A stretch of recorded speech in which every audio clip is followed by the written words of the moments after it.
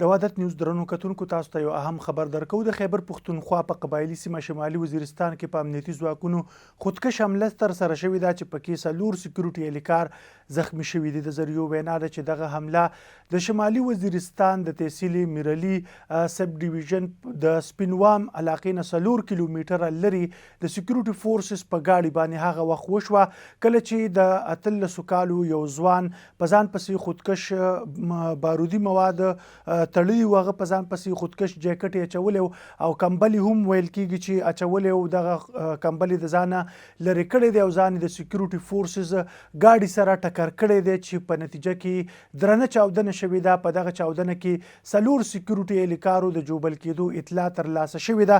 په زخمی شو اهلکارو کې سپاهي محمد حسین، عاشق حسین، د دې ترڅنګ محمد زبیر او سپاهي محمد عقیل چې دی نو هغوی په دې چاودنه کې ویل کېږي چې زخمی شوي دي.